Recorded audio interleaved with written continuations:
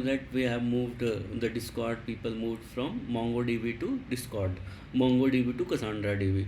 So talking about Cassandra DB is basically first of all developed by Facebook, and then it was open sourced to Apache, and that's how they are managed. Regarding NoSQL DB, how NoSQL internally works, I will make a separate video.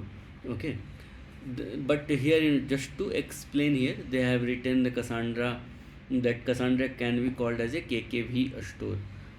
Okay, so in order to understand that, first let's try to understand what is a partitioning in a database.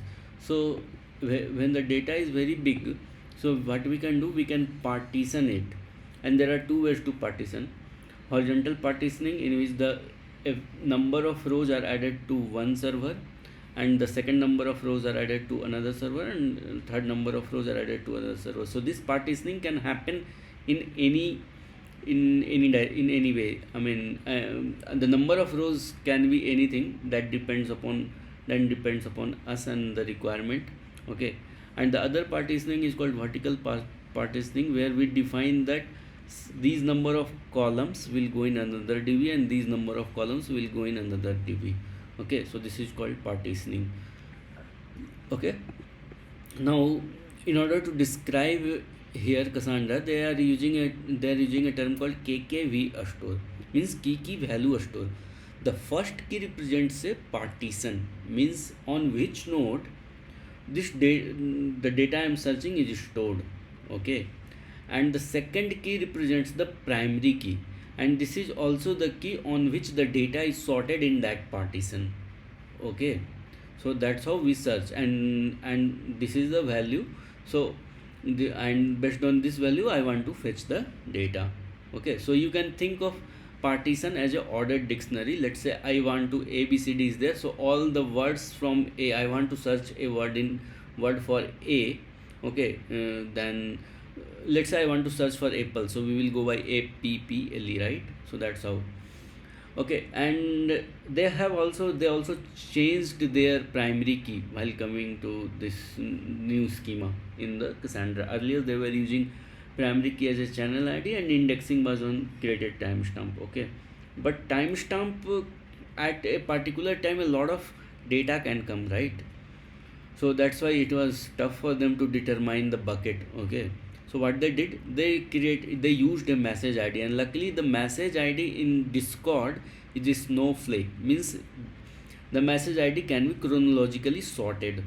Okay, so right now they made it the primary key as a composition of channel ID and message ID. Okay, so they created a new schema. Here you can see that they have ordered the order by a message ID in descending order. Okay, now the thing is like, the Cassandra advertises that they can have 2 GB of partitions. So they started to have a bigger partition, but then they started getting logs that partition is over 100 MB in size. So they were little stuck, that why it is complaining that it is 100 MB in size. Then they found out after some research and digging deep, that whenever there is a larger partition, there are problems associated with it, like garbage collection. So larger the partition, the bigger time it will take to do the garbage collection. Again, the compaction of the data which happens, that is also a scenario where it will be a problematic. Then also it would be a problem. Let's say tomorrow I want to move this data to another cluster, then also it will be a bigger problem, and there are other problems as well. So they found that, okay, we have to reduce our partition size. So after carefully analyzing, they found out that if they store 10 days of masses within a bucket, then it can comfortably stay under 100 MB. Okay, so now their bucket size becomes like this. For 10 days it is like bucket size, right? You can think of like this is a bucket size. So in one day there are 60. In one day, how many seconds are there? 60 into 60 into 24 into 10, because 10 days, and converting into millisecond. Okay, so you can see it here. The bucket size constant is which represents the number of milliseconds in 10 days. This is the size of each bucket that will be created. That's what. Okay, I will explain this program later. And also they found out that in Cassandra the partition key can be compounded. So they make the primary key as a composition of these three. So basically the partition key is channel ID and bucket, and then the clustering key becomes the message ID. So what happens, so whenever they want to look for recent message, they will create a range of buckets based on the current time. Okay, based on the current time and channel ID. Okay, and they will scan the messages between in these buckets only. So there it has a downside as well. Like let's say a downside as well, because the less active the less active Discord servers will have a bigger range, right? And they have to collect the entire data from a large number of buckets. But in case of very active messages, active servers or active groups, it will be very small bucket and they can easily scan. And for them it fitted out, because most of the Discord groups are mostly are active groups. So it helped them to trade off with that. So that's how they started to using Cassandra. So now the importing of Cassandra without a glitch, it went without a hitch. Okay, now let me try to explain this program. So this is the Discord epoch, which basically represents the 1st of January 2015 UTC time. You can see that the Discord epoch is set to this.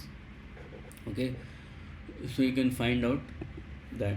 And then I am trying to create a bucket. How we will create a bucket? Let's say I don't, I mean here, if you pass some snowflake ID, okay, then if there is no snowflake ID or it is null, just then convert the current time into millisecond and subtract the epoch from it. And once you subtract the epoch from it, you will get the bucket sizes like this.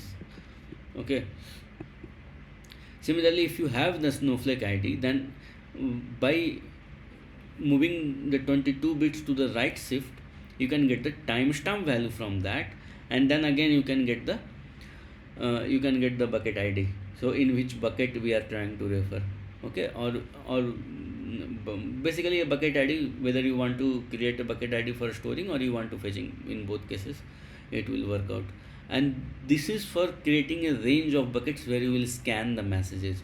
Okay, so that's pretty explainable, because it is calling that make bucket.